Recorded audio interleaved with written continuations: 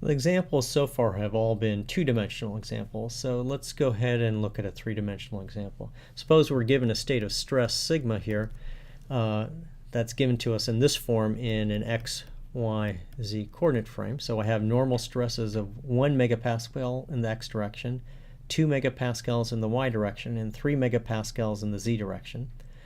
The stress on the xy planes is 2 megapascals, and the stress on the YZ planes is 1 megapascal, and the shear stresses on the XZ planes are 0. And let's go ahead and find the principal values and maybe also the maximum shear.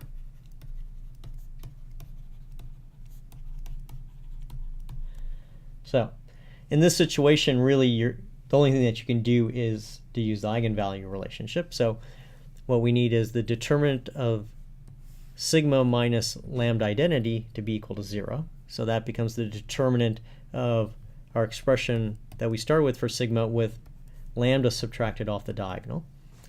If I compute this determinant, I can reduce it to this cubic polynomial. So minus lambda cubed plus 6 lambda squared minus 6 lambda minus 7. So 6 here is the trace. This 6 is the second invariant, and here we have the determinant of the matrix itself. So you can go ahead and do the determinant directly, or you can go ahead and compute the 3 invariants of the stress and then use the form that minus lambda cubed plus the trace lambda squared minus the second invariant lambda plus the third invariant is equal to 0. So there's two ways to do it. One is just directly calculate the determinant. The other one is calculate the invariants and then plug them as the coefficients of the polynomial.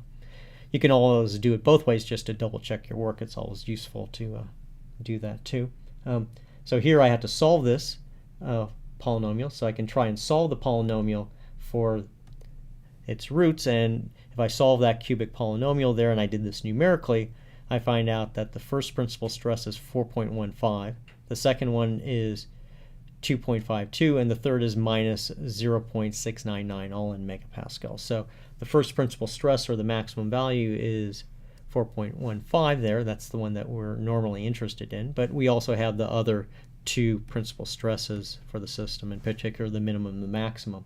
That minimum value, sigma 3, is useful for trying to find the maximum shear, because the maximum shear is the difference of the extremal principal stresses divided by 2. So tau max, maximum shear, is 1/2 sigma 1 minus sigma 3, which in this particular problem is 2.41 megapascals.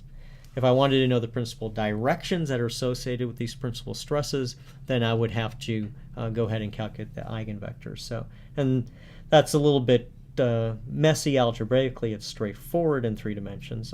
Typically it's something you do with a good calculator or something like MATLAB.